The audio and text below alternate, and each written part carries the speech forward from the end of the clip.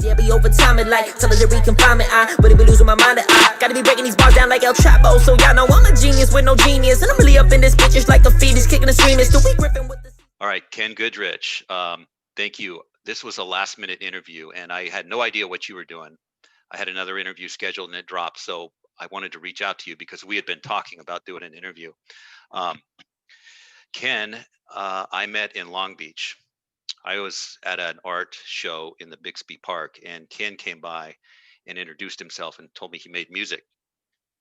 And then we linked up on Instagram, and I've been following you all along, Ken. And I, uh, I really do like your passion and your music.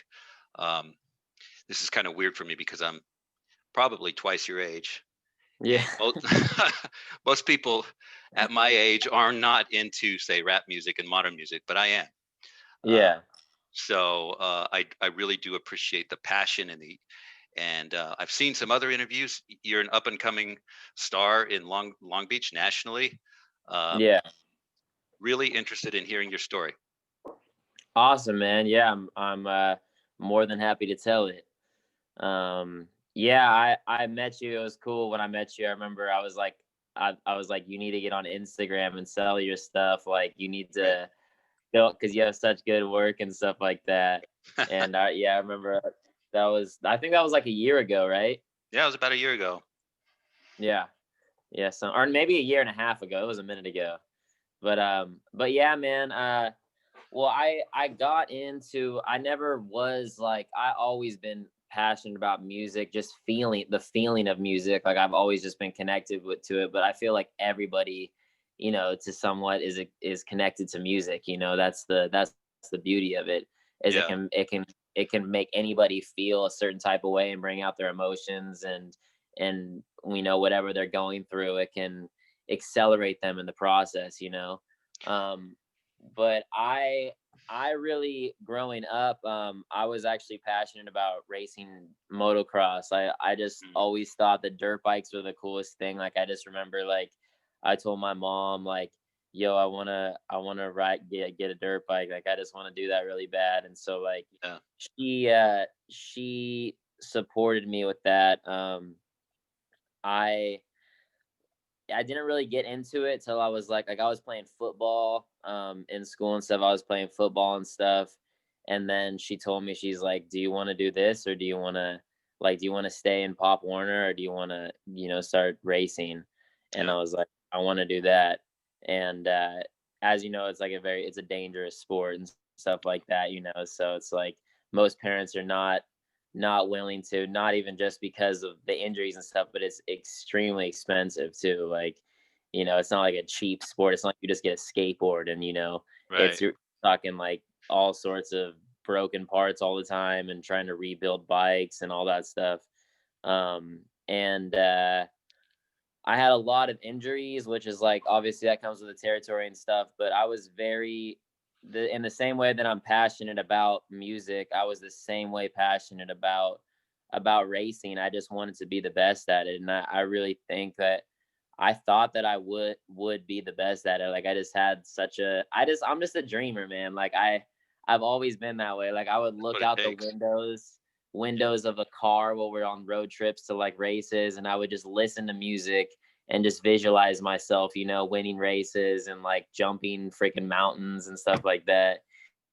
And I've always been that way. Were you singing at that time too, or did No, was it like a no. clear cut? Like I'm done with the motocross. Now I'm going to go into music. So how it happened was I was like 16, I think. And I've got hurt, like I've broken so many bones and lacerated my kidney, broken femur, whatever the heck it was. Yeah.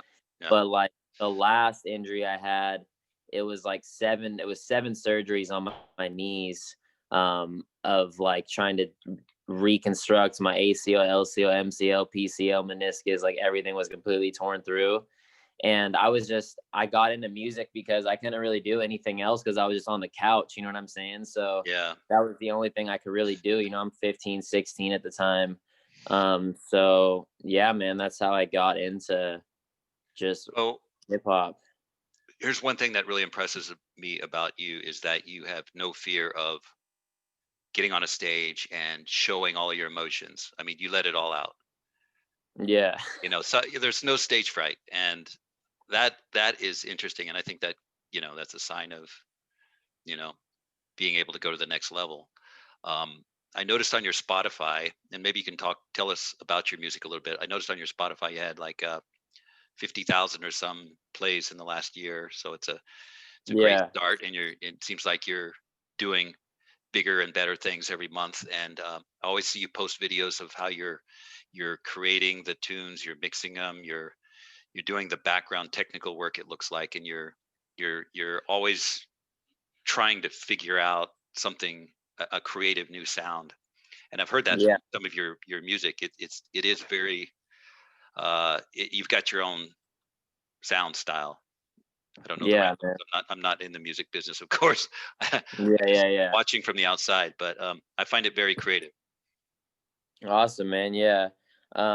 Yeah, I'd say like with as far as with that's something that I've taken from like the whole motocross experience, as far as like, putting your life on the line, is the whole like facing your fears thing. Is like with me with stage fright, like, yeah, I was afraid of, like, I wasn't never like, it wasn't like I just got on stage and was just comfortable with that. But Mhm. I'm very comfortable with being uncomfortable in situations where it's like, fuck, like, this is, I'm scared to do this right now, but I'm just gonna do it anyways. And that's just what I've taken from my, my past experience with that, and brought that into music, I'd say, for sure. um yeah, Yeah. man. And so your music is, how would you describe it? Is it about relationships? I know you've done some. You've delved into the political a little bit. Um, Yeah. Life events, cultural trends, things that are happening around you.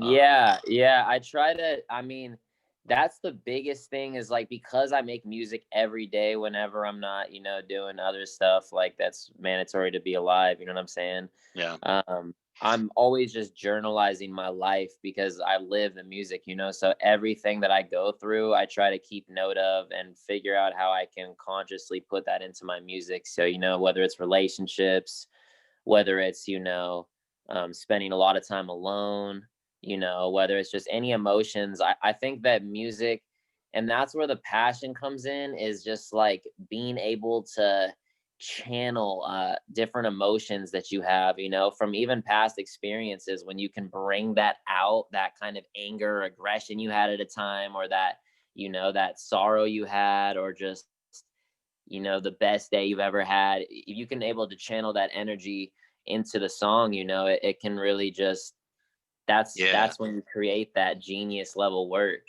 yeah. So this reminds me, I was interviewing a painter recently, and he said something that when you're down and your emotions can be counterproductive, they can tear you up, and you can Totally. keep going down in the rabbit hole, right? But once you learn how to harness it and turn it into creative energy, that's where you know amazing things could happen. So I'm seeing that that's kind of the same point you're making, that people that, and I think some of the best art and some of the best music and some of the best things you've ever experienced have come from people that were in that stage where they've gone through something really difficult, and they've learned how to channel it and tell the world about it. Yeah, it's beautiful. It's a beautiful thing. I mean, that is, at the end of the day, the music is, it's for yourself. I mean, you're making music for yourself, but it's to connect with people, you know what I'm saying? And when you're Yeah, able to really bring out of you how you feel about a certain situation, whenever, in a way that's just like, all humans are generally the same, we all have emotional traits and all things that, if you're able to bring that out of you, whether it's selfishly you, it's for everybody else. yeah, yeah. Well, great. So are you in a studio now? Looks like you got a. No, this is, so I just moved up to LA. I still be going back to Long Beach and stuff, Oh, but yeah, but I moved up here. I got like a studio spot that's like right down the street, and me and my buddy that I'm living with, he's a producer. And we've done a lot of music together, a lot of music that I have on Spotify he's produced for as well. Either I produce my own music, but he produces as well. But this is just the spot we got. It's at a rehearsal space, and it's like there's always bands that are just jamming out next door and stuff. So a lot of the times I can't record there because they're just too loud. Yeah. So I'll record here. If he's at the studio, then I'll record here, and then like I'll go make beats and stuff there when he's here. So we just go back and forth. So what's on the horizon for you? And well, first of all, tell me how many albums have you actually made, and what's coming up in the new year? Okay, I've got the first project I ever made is called The Future's Present. I was under a totally different name. My name was T-Strix then, and that was when I was 17. So that was like the first year I like really got into music. I was like, I'm gonna make an album, so that was my first one ever. My second one, I literally just had a lot of bullshit that happened as far as like old team members I had. We all split and stuff. So I never even released it. And then I released it for like a month or something, and I just took it down because I just wasn't really proud of it. Yeah. But that was called The Planet Brain. And that was I think probably like 3 years ago maybe. That was in college. And then when I dropped out of school, because I was in Cal State Long Beach till my junior year. And then when I figured out like, this is what I'm going to do regardless, and I don't want to have like a plan B that's like kind of holding back my energy. You know what I'm saying? Yeah. That's when I made my first project as Kenneth Goodrich. I changed my name to Kenneth Goodrich. And the reason why I changed my name to Kenneth Goodrich is because I wanted to be somebody. Kenneth is my middle name. My first name is actually Tanner Kenneth Bjorklund. Oh wow. Yeah, but I did Kenneth because I just felt like, I don't know, I feel like Tanner is too much like, oh, this is a everyday white boy kind of name, you know what I'm saying? Like Todd. Yeah, like Todd. My name's like a Kenneth, 60s name that nobody has anymore. yeah. But Kenneth, it's like if you just heard the name, you wouldn't judge, like, because I don't want people to. Obviously, it's like that in hip hop. Like, people are gonna judge you for your skin color, being a white dude in hip hop. Like, yeah, there's no doubt about that, So, a lot of times, as far as white rappers, like a dude like Eminem, like he's just always feeling like he has to prove himself that he's the best, Mm-hmm. And I feel a little bit of that, you know what I'm saying? But yeah, that's why I chose Kenneth, and then my brother's name is Goodman. His last name, we're half brothers, and I don't know, I just took half of the last name because he's my half brother, you know what I'm saying? So yeah. So what do you got coming up this year? You got any plans or anything you want to tell everybody what you're working on? So this year, I am dropping basically every single 2 weeks. I'm dropping a new song. Wow. Every 2 weeks for the rest of the year, I'll be dropping a new song. And then you already have them planned out? I mean, like yeah, that's what I mean. I'm literally right when you're calling. That's what I'm interrupting your creativity. No, you're not. You're good. But yeah, I was just writing down like for March and April and May, like trying to figure out which ones I'm releasing. Then I already have planned out for January and February the releases. So wow. The first one is this Friday, which I think you'll really dig it.